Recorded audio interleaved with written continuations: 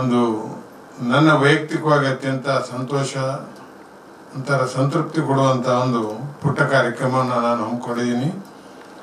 ನಮ್ಮ ಭಾರತೀಯ ವಿದ್ಯಾಭವನದ ನಿರ್ದೇಶಕರಾದಂಥ ಶ್ರೀ ಎಚ್.ಎನ್. ಸುರೇಶ್ ಅವರನ್ನು ನನ್ನ ಸಪ್ತಕದ ಪರವಾಗಿ ಗೌರವಿಸಲಿಕ್ಕೆ ಬಯಸ್ತೀನಿ.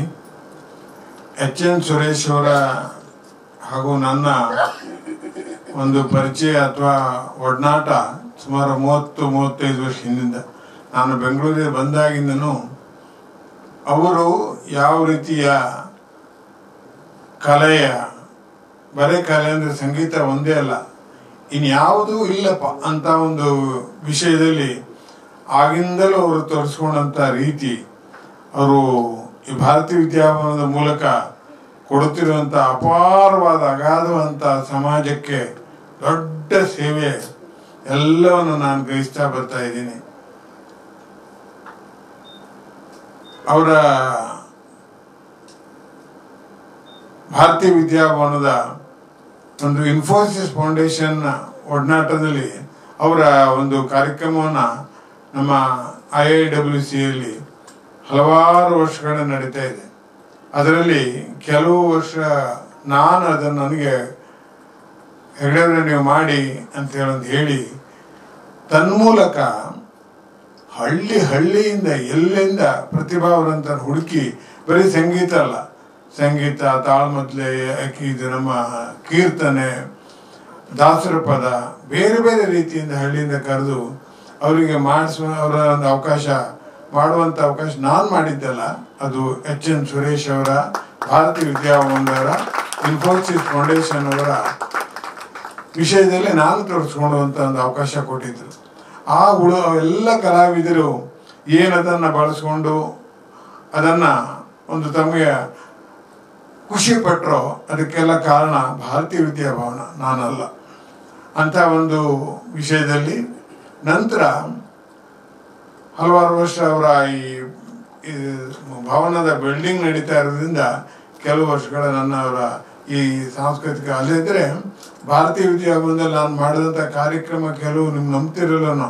ಬೆಳಿಗ್ಗೆ 7 ಗಂಟೆಗೆ ಇಲ್ಲಿ ಮಾಡ್ತಿದ್ದೆ ಭಾರತೀಯ ವಿದ್ಯಾಭವನ ಕಿಂಚಾಲ್ನಲ್ಲಿ. ಬೆಳಿಗ್ಗೆ 7 ಗಂಟೆಗೆ ವೆಂಕಟೇಶ್ ಕುಮಾರ್ದು ಮಾಡಿದ್ದೀನಿ, ಗಣಪತಿ ಭಟ್ರದ್ದು ಮಾಡಿದ್ದೀನಿ, ಪ್ರವೀಣ್ ಗೋಡ್ಕಿಂಡಿ ಮಾಡಿದ್ದೀನಿ, ನಮ್ಮ ಸಂಗೀತ ಕಟ್ಟಿದ್ದು ಮಾಡಿದ್ದೀನಿ. ಆಗ ಬೆಳಿಗ್ಗೆ 7 ಗಂಟೆಗೆ ಎಲ್ಲರೂ ಹೇಳ್ತಿದ್ರು ಅದು ಹೆಂಗೆ ಆಗ್ತಾರಂತೇಳಿ. ಜಾಗ ನಿಂತಿರಲಿಲ್ಲ, ಅಷ್ಟು ಜನ ಸೇರ್ತಿದ್ರು. ಅದೆಂಥ ಒಂದು ಆ ಜನರ ಒಲವಿತ್ತು ಆಗ.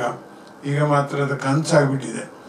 ನನಗೆ ಸರಿ ನೆನಪಿದೆ, ನಮ್ಮ ಮೈಸೂರಿಂದ ಒಬ್ಬರು ಹಾರ್ಮೋನಿಯಂ ವಾದಕನ ಕರೆಸಿದ್ದೆ ನಮ್ಮ ವೆಂಕಟೇಶ್ ಕುಮಾರ್ ಕಾರ್ಯಕ್ರಮಕ್ಕೆ. ಅವರನ್ನ ಸ್ಕೂಟರ್ ಮೇಲೆ ನಾನು ಇಲ್ಲಿ ಕರ್ಕೊಂಬರ್ತಾ ಇದ್ದೆ. ಆಗ ಹೇಳ್ತಿದ್ದೆ, ಹೆಗಡೆಯವ್ರೆ ಇಷ್ಟು ಬೇಗ ಯಾರು ಬರ್ತಾರ್ರಿ, ನೀವು ಬನ್ನಿ ಅಲ್ಲಿ ನೋಡಿ ಅಂತ ಹೇಳಿದೆ.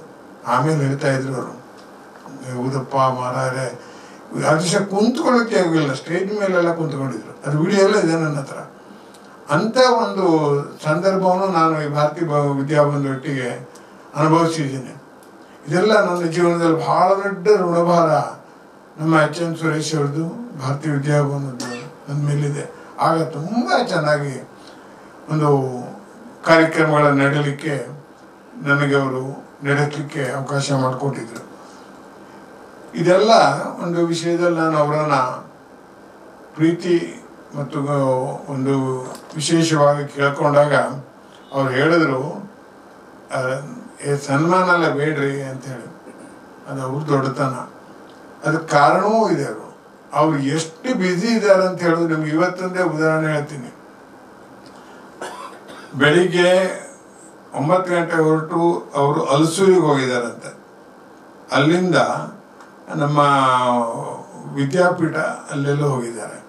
ಅಲ್ಲಿಂದ ಮತ್ತೊಂದು ಕಡೆ ಹೋಗಿ ನಡುವೆ ಒಂದು ಕಡೆ ಕಲಾ ನಮ್ಮ ಇದು ಪ್ರದರ್ಶನ ಇರ್ತಲ್ಲ ಅಲ್ಲಿ ಹೋಗಿ ಇಲ್ಲಿ ಬಂದು ಇದು ಮುಗಿದ್ಮೇಲೆ ಮತ್ತೊಂದು ಕಡೆ ಹೋಗ್ಬೇಕಂತ. ನೀವು ಯೋಚನೆ ಮಾಡಿ, ನನ್ನಿಂದ 1 ವರ್ಷ ದೊಡ್ಡವರು. ಆ ಒಂದು ಉತ್ಸಾಹ ಯಾವ ಮನುಷ್ಯನಿಗಿರುತ್ತೆ. ಆದರೆ ಅವರ ಅದಮ್ಯ ಚೇತನ ಅದಕ್ಕೆ ಹೇಗೆ ಸಹಾಯ ಮಾಡುತ್ತೆ ಅಂತ ಹೇಳಿದ್ರು. ಇಂಥವರನ್ನು ನಾನು ಸಪ್ತಾಹದಿಂದ ನಾನು ಏನಿಲ್ಲ, ಒಂದು ಶಾಲು ವಹಿಸಿ ನಿಮಗೆ ನನ್ನ ಪುಟ್ಟ ಗೌರವ ಕೊಡ್ತೀನಿ ಬನ್ನಿ ಅಂತ ಹೇಳಿದಾಗ ಪ್ರೀತಿಯಿಂದ ಒಪ್ಪಿ ಬಂದಿದ್ದಾರೆ. ಅವರನ್ನು ಈ ಕುರ್ಚಿ ಅವರನ್ನು ನಾನು ಈಗ ವೇದಿಕೆಯ ಮೇಲೆ ಕರೆದು ನನ್ನದಾದಂಥ ಪುಟ್ಟ ಗೌರವವನ್ನು ಸಮರ್ಪಿಸಿ ಅವರ ಹತ್ರ ಒಂದು 4 ಹಿತವಚನವನ್ನು ಹೇಳಬೇಕಂತ ನಾನೀಗ ಅವರನ್ನು ವೇದಿಕೆಗೆ ಕರೀತಾ ಇದ್ದೇನೆ.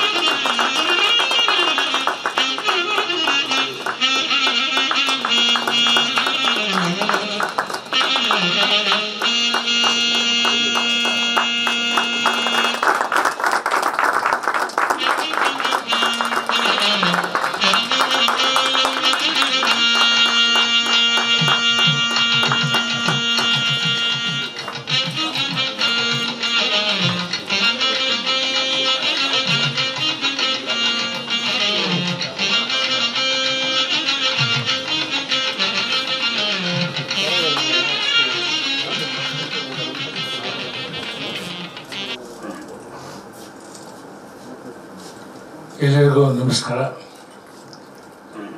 ಸಪ್ತಕದ ಈ ಅಭಿಮಾನಪೂರ್ವಕವಾದ ಈ ಗೌರವಕ್ಕೆ ನಾನು ವಂದನೆಗಳನ್ನ ಸಲ್ಲಿಸ್ತೇನೆ. ಇದೆಲ್ಲ ನನಗೆ ಹೆಚ್ಚು ವೈಯಕ್ತಿಕವಾಗಿ ಏನು ಹೇಳಬೇಕಂತ ಗೊತ್ತಾಗಲ್ಲ. GS ಹೆಗಡೆ ಅವರ ಪ್ರೀತಿ ವಿಶ್ವಾಸದ ಸಂಕೇತ ಅಂತ ಭಾವಿಸ್ಕೊಳ್ತೇನೆ.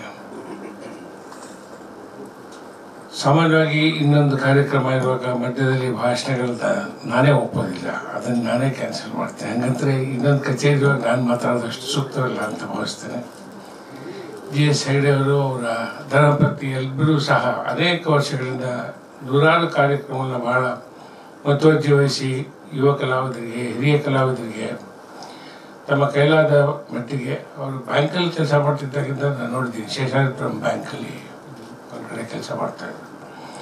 ಆವಾಗಲಿಂದನೂ ಕೂಡ ಈ ಕಲಾ ಚಟುವಟಿಕೆಯಲ್ಲಿ ತೊಡ್ಕೊಳ್ತಾ ಇದ್ರು. ಹಾಗೆಯೇ ಎಲ್ರಿಗೂ ಕೂಡ ಸಾಕಷ್ಟು ತಮ್ಮ ಕೈಲಾದಷ್ಟು ಕೆಲವು ಸ್ಪಾನ್ಸರ್ಗಳನ್ನ ನೋಡಿ ಮಾಡಿ ಅವ್ರಿಗೊಂದು ವೇದಿಕೆ ಇವತ್ತು ನೋಡಿ ಉದಯರಾಜ್ ಗರ್ಭ. I think we have to give a very big hand to that wonderful man.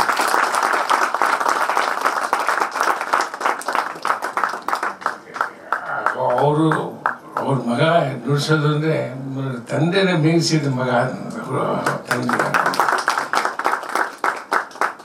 ಎಂಥವ್ರನ್ನ ಗುರುತಿಸಿ ಹೆಚ್ಚು ಪ್ರೋತ್ಸಾಹ ಸಿಗ್ತಿಲ್ಲ ಅಂತ ಹೆಗಡೆ ಅವ್ರು ಹೇಳಿದ್ರು. ಬಹುಶಃ ಅದೆಲ್ಲ ಒಂದು ನಮಗೆ ಮಾಹಿತಿ ಸಿಕ್ಕಿದ್ರೆ ಒಂದು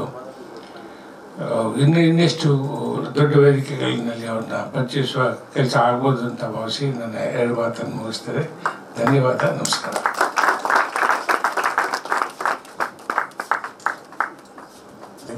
ಸಪ್ತಕ ಭಾಳ ಧನ್ಯನಾಗಿದ್ದೆ ನಾನು ಇವತ್ತಿನ ಈ ಸನ್ಮಾನಕ್ಕೆ. ನನ್ನ ಮನಸ್ಸಿನ ಒಂದು ಆಸೆಯನ್ನು ಈಡೇರಿಸ್ಕೊಳ್ಳಿಕ್ಕೆ ಒಂದು ಅವರು ಅವಕಾಶ ಕೊಟ್ಟರು ಅಂತೇಳಿ ಅದನ್ನು ಈ ನಮ್ಮ ಸ್ನೇಹ ಖಂಡಿತವಾಗಿಯೂ ಹಲವಾರು ವರ್ಷಗಳ ಮುಂದೆ ಹೋಗುತ್ತೆ. ಅವರು ಹೇಳಿದಾಗೆ ಅವರ ಪೂರಕವಾಗಿ ನಾನು ಎಲ್ಲ ಅವರ ಕಾರ್ಯದಲ್ಲೂ ಅವರಿಗೆ ಕೈ ಜೋಡಿಸ್ತೀನಿ ಅಂತ ಹೇಳ್ತಾ ಅವರನ್ನು ನಾವು ಬೀಳ್ಕೊಡ್ತಾ ಇದ್ದೀವಿ.